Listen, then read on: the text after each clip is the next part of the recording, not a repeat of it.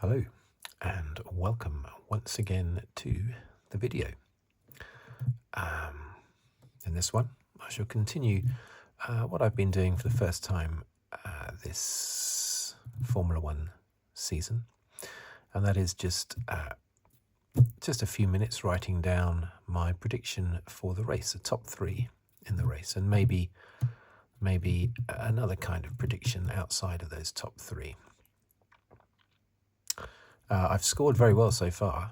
I got first and third correct in Australia, and I got first, second and third correct in China. So far out of 6 podium places, I've accurately predicted 5. This is probably the high point. I've no doubt about that. The only way is down, I think, from now. But you never know.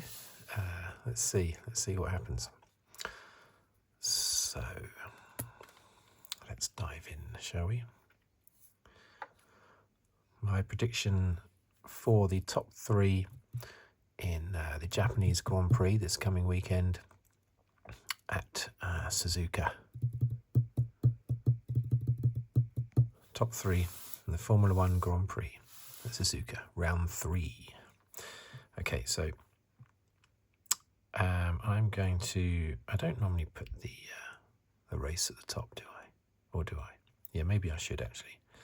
So I'm just going to put it up here. So my prediction in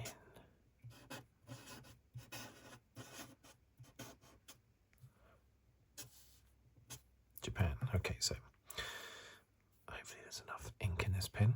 All right, number 1. This is not going to shock anyone, these top 3. But number 1, I'm going with Russell again.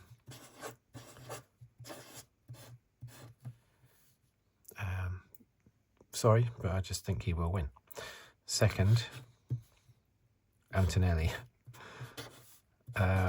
Until this 5-week gap has passed, I don't think the other teams are going to get to grips with Mercedes. And number 3, I believe to be Hamilton again in the third.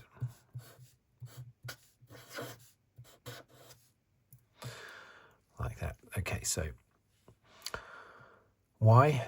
Well, the Japanese circuit, Suzuka, is very much so a high-power circuit. So it will suit the bigger turbos more so. So I think that Mercedes will probably dominate more here than they did in Australia and China.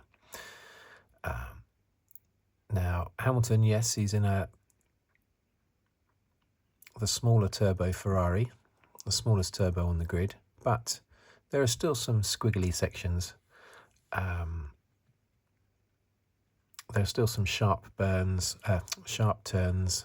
Do they have the bus stop?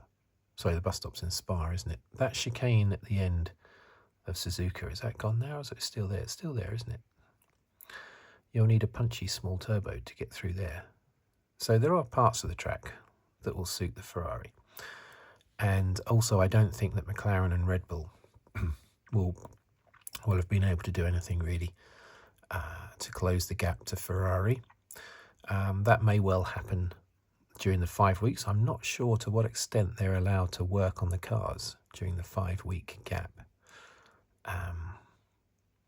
I suspect they will be able to do something, but not everything, basically. So, but I do think the gap will be closed, certainly to Ferrari, during the 5-week gap. But for this race, I think it's going to be business as usual with Mercedes out front. Leclerc, well, I reckon Leclerc 4th. And I would not be surprised if we have in 5th place, it's a similar prediction that I made in the last race actually, an Audi. I said I thought Audi would do well in the last race, and I was spectacularly wrong. But I would not be surprised to see an Audi in 5th place. That's my way out sort of silly prediction. It's not a proper prediction. This is my serious prediction. Yeah, there's Podium. That's me being super serious. This is just my shot to nothing prediction. Ferrari, of course, decided not to use in the end in the Chinese Grand Prix. They decided not to use their fancy rear wing, their flip wing, sort of nicknamed the Macarena wing, because of the Macarena dance thing. Oh, it's a bit silly. A bit silly. Anyway, the flip wing, they decided not. What was the reason they decided not to use it now? I can't remember. There was a reason, wasn't there? There was a reason. I can't remember what it was now. It works, but I think they were worried. They were nervous of its reliability. I think that's what it is. They think it does work more efficiently than a standard rear wing, but they were worried about its reliability, I think. And so I assume that wing will not be used here either in Japan. But we'll see. I've had some comments lately about me, being a bit negative about the new rules, about the new rule set, and I appreciate that. I appreciate the views. People are going to have strong views in both directions. I'm sort of sitting on the fence, but I am nervous about the new rules. There's so much talk about batteries. I want to see talk about drivers. I want all the talk to be about Russell and Verstappen and Hamilton and Alonso. I don't want the talk to be about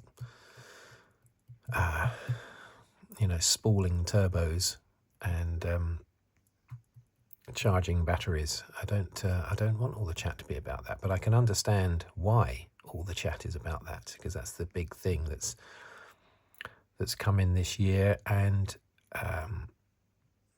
so I can totally understand why everyone's talking about it, but it's just a shame that we're all talking about it. So I do worry that every race is simply going to be Ferrari out front at the first corner, and then Mercedes overtake them after 10 laps, and that's how the race finishes. It's happened in the first 2 Grand Prix.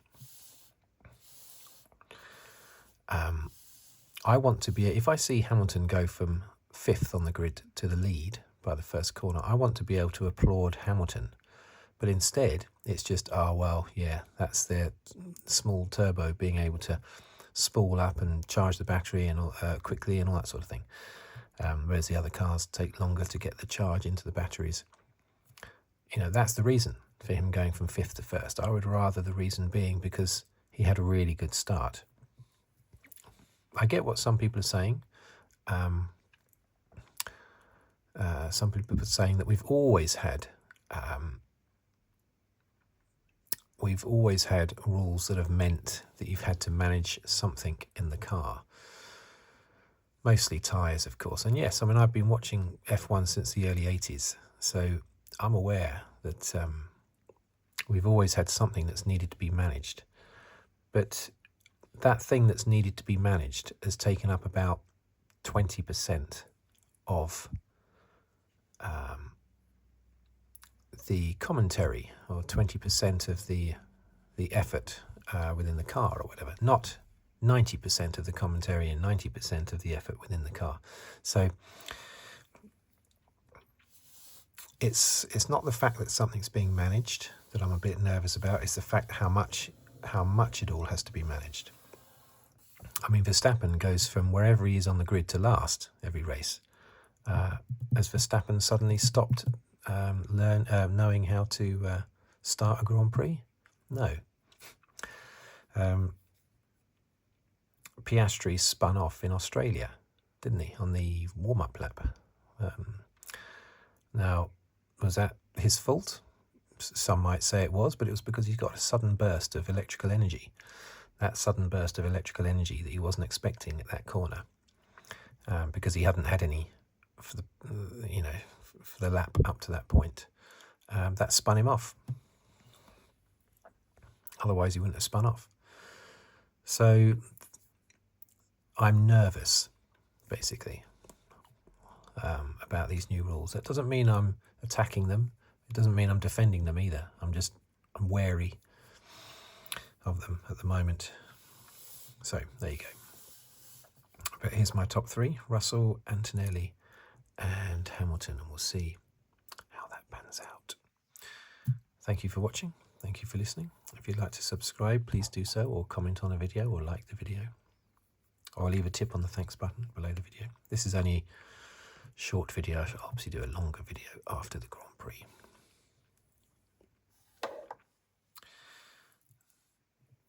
Thank you very much, and goodbye for now.